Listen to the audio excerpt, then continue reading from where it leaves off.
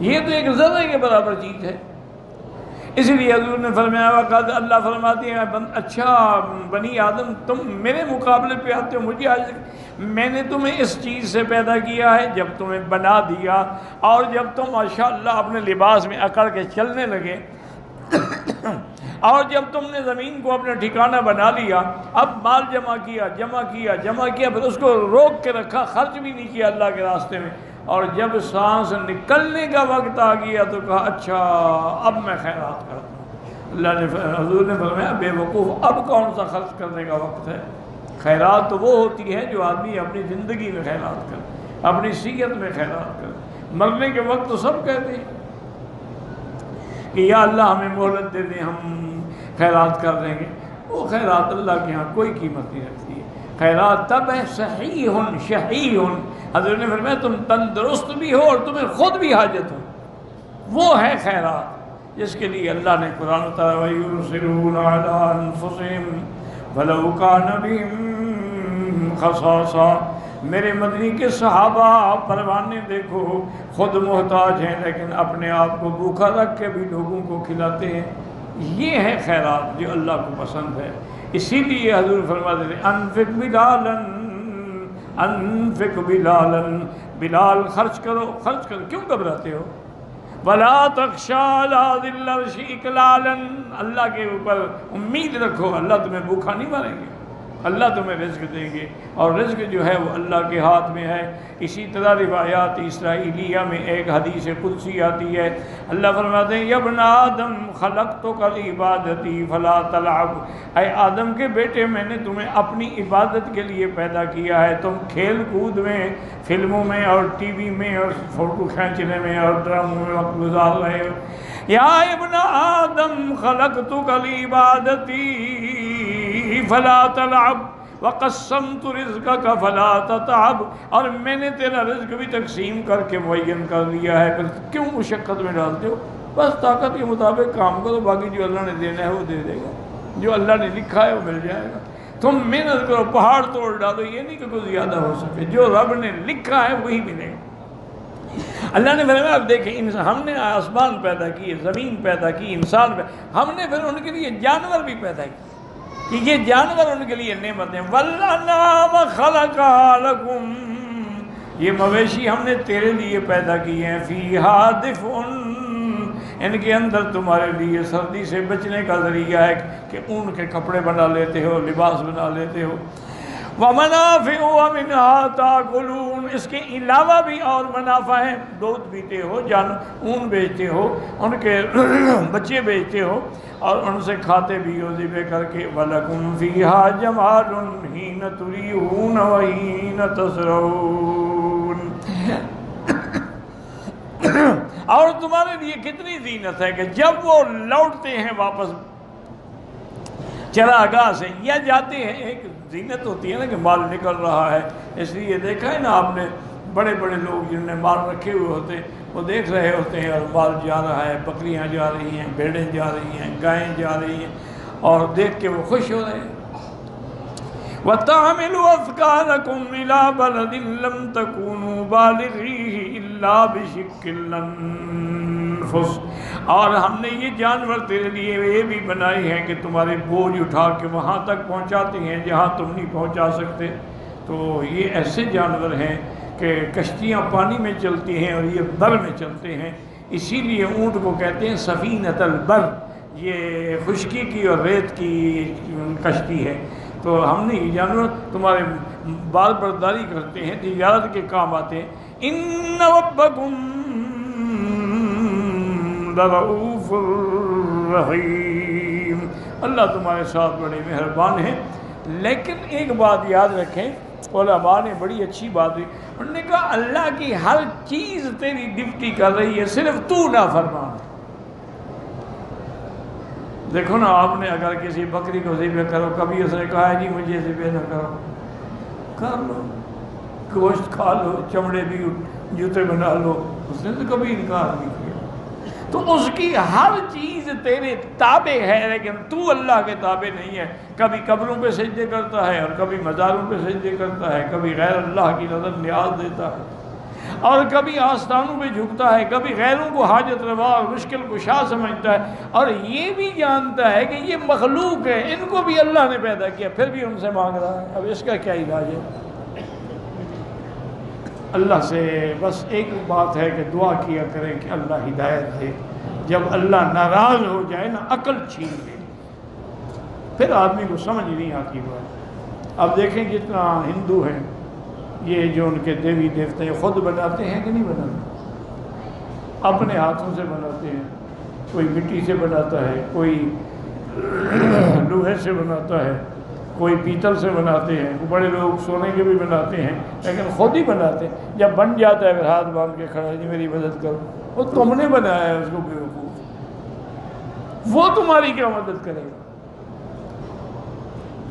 ہمارے بھی مسلمانوں کا برا حال ہے۔ اللہ سے دعا کرو اللہ ہدایت کے فیصلے کرے۔ بڑے سے بڑا ولی ہو یا عالم ہو یا مولوی ہو، جب مر جاتا ہے، ایمان سے کہیں، اس کا کفن، دفن، جنازہ، قبر کون بناتا ہے؟ اس کو قبر میں کون اتارتا ہے؟ اس وقت وہ ہمارا محتاج ہے، جب قبر میں چلا جاتا ہے تب مشکل کشا بن جاتا ہے۔ یعنی جب تک اوپر تھا ہمارا محتاج تھا کہ ہم اس کو غسل نہ دیں، رکھے ہوئے ہیں نا حضرت کہ خود بخود جا کے غسل کرائیں گے۔ ہم کفن نہ پہنائیں تو پیر صاحب خود کفن پہن لیں گے۔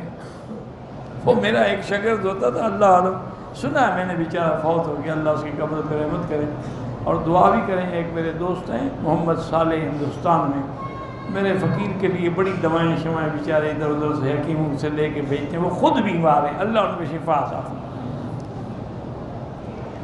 تو وہ میں نے ایک دن دیکھا تو اس نے جناب بڑا ساٹن کا قمیض کرتا پہنا ہوا، 4 دن کے بعد میں نے دیکھا تو کسی اور رنگ کا پہنا ہوا، 2 ہفتے کے بعد میں نے دیکھا تو کسی اور۔ میں نے کہا یہ غریب طالب العلم ہے، کہاں سے کپڑے لے آتا ہے؟ میں نے بلایا، میں نے کہا، اس کا نام تھا قادر بخش، میں نے کہا قادر بھائی ادھر آؤ، یار یہ اتنے کپڑے تم لے آتے ہو، کہاں سے لے آتے ہو؟ نے کہا یار تم تو وہابی ہو، مانتے نہیں ہو، مجھے تو پیر صاحب سے ملتے ہیں۔ میں نے کہا کیا مطلب؟ اتنا بڑا موحد ہے، 4 سال سے ہمارے پاس پڑھ رہا ہے قرآن حدیث، ابھی بھی اس کو پیر دیتے؟ اور نے کہا حضرت جو غلاف ڈالتے ہیں نا، میں الحمدللہ رات کو چوری کر دیتا ہوں، کبھی ان مردوں کو ضرورت تو ہے نہیں، میں تو فائدہ اٹھاؤں، تو مجھے پیر صاحب دے رہے ہیں۔ تو اگر ان کا غلاف بھی اتار لو تو پیر کو پتہ نہیں ہے، لیکن تمہاری مشکلات کو جانتا ہے۔ انا للہ و انا الیہ راجعون۔ اللہ سے دعا کرو اللہ ہدایت کے فیصلے کرو، بس ہم تو دعا ہی کر سکتے ہیں، اور ہمارے پلے میں کیا ہے؟ یمتن تعالی علی عبادہ بما خلق لهم من الانعام۔ اللہ احسان بیان فرما رہے ہیں کہ میں نے تیرے لیے جانور پیدا کیے ہیں، من الابل والبقر والغنم، اونٹ پیدا کیے، گائے پیدا کی، بکریاں پیدا کی، کما فصلا فی سورۃ الانعام، جیسے اللہ نے سورۃ الانعام میں ان کی اقسام بھی بیان کی ہیں کہ 8 قسم کے جانور ہیں۔ وَبِمَا جَعَلَهُمْ فِيهَا مِنَ الْمَصَالِحِ وَالْمَنَافِعِ، اور اللہ نے ان کے اندر تمہارے لیے جو فائدے رکھے ہیں، نفع رکھے ہیں، مِنْ أَصْوَافِهَا وَأَوْبَارِهَا وَأَشْعَارِهَا، تم ان کے صوف سے بھی کپڑے بناتے ہو، بالوں سے بھی کپڑے بناتے ہو، یلبسون ویفترشون، اور ان کو پہنتے بھی ہو اور نیچے بھی بچھاتے ہو، ومن البانها، اور ان کے دودھ پیتے بھی ہو، ویأکلون من اولادها، اور جانوروں کی اولاد کو ذبح کر کے کھاتے بھی ہو، وما لهم فيها من الجمال وهو الزينة، ولہذا قال ولكم فيها جمال حين تريحون ووقت رجوعها عشيا من المرعى۔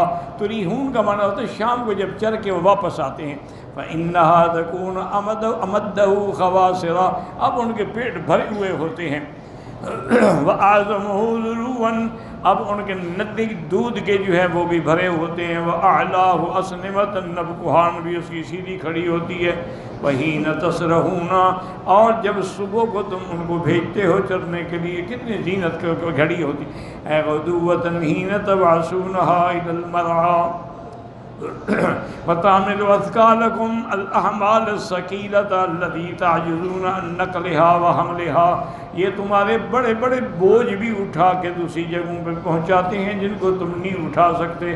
إِلَىٰ بَلَدٍ لَّمْ تَكُونُوا بَالِغِيهِ إِلَّا بِشِقِّ الْأَنفُسِ وَذَٰلِكَ فِي الْحَجِّ وَالْعُمْرَةِ وَالْغَزْوِ وَالتِّجَارَةِ وَمَا جَرَىٰ مَجْرَىٰ ذَٰلِكَ، جیسے حج میں، عمرے میں، غزوے میں، تجارت میں یہ جانور کتنے کام آتے ہیں۔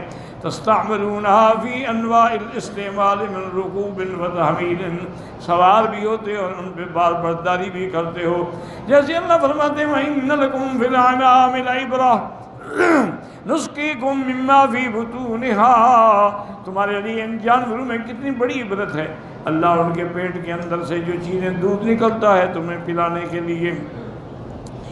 ولیکن فیہا منافع کثیرۃ ومنھا تاکلون، ان کے بڑے منافع ہیں اور بڑے فوائد ہیں، اور کئی جانور ہیں جن کے ذبح کر کے بھی تم کھاتے ہو۔ علیہا وعلی الفلک تحملون، ان پر بھی اور کشتیوں پر بھی بار برداری کرتے ہو۔ اللہ الذی جعل لکم الانعام لترکبوا منھا ومنھا تاکلون ولکم فیہا منافع ولتبلغوا علیہا حاجۃ فی صدورکم وعلیہا وعلی الفلک تحملون ویریکم آیاتہ، اللہ اپنی نشانیاں دکھلاتے ہیں۔ فَأَيُّ آیَةِ اللَّهِ تُنکرون، کون سی نشانی ہے جس کا تم انکار کر سکتے ہو؟ اگر ساری دنیا کے انسان، ساری دنیا کے پیر فقیر بھی اکٹھے ہو جائیں تو ایک مکھی نہیں پیدا کر سکتے کہ جائے کہ ایک اونٹ پیدا کرے۔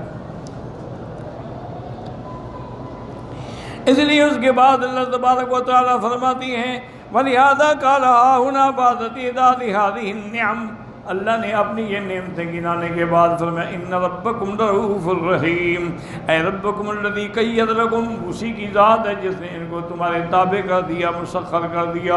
دیکھیں کتنا سرکش اونٹ ہے، لیکن 7 سال کا بچہ اس کے اوپر بیٹھ کے اس کو چلا رہا ہے، کہتے بیٹھ جاؤ بیٹھ جاتے، کہتے کھڑے ہو جا کھڑا ہو جاتا ہے۔ کتنا ہم نے تمہیں تابع کر دیے ہیں۔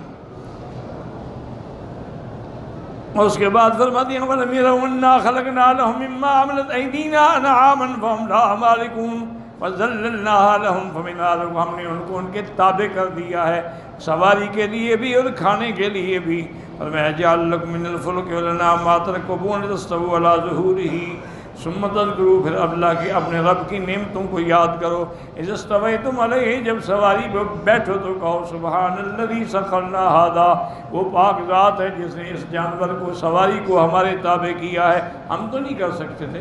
وَإِنَّا إِلَىٰ رَبِّنَا لَمُنقَلِبُونَ، اللہ کی طرف ہم نے لوٹ کے جانا ہے۔ قال ابن عباس لَكُمْ فِيهَا دِفْءٌ، معنی ثياب، کپڑے، وَمَنَافِعُ مَا تَنْتَفِعُونَ بِهِ مِنَ الْأَطْعِمَةِ وَالْأَشْرِبَةِ۔ وقال عبد الله أخبرنا اسرائیل ساکن اکرمۃ باسن دفن منافع نسل كل دابہ، یعنی ہر جانور کی چیز سے یہ چیزیں حاصل ہوتی ہیں۔ وقال مجعل لكم فيها دفن لباس، لباس ينسج، اس کو تم بنتے ہو، ومنافع، اور کی منافع ہیں، مرکب ولحم ولبن، ان کا گوشت بھی اور ان کا دودھ بھی۔ وقال دفن ومنافع لكم فيها لباس منفعة ابلغتن، کسی جگہ پہنچانے کے بھی کام آتے ہیں۔ وقضا قال غیر واحد فصم الفاظ متقاربۃ، یہ سب ایک دوسرے کے قریب ہیں جن کے اندر کوئی تعارض اور اختلاف نہیں ہے۔ واللہ اعلم۔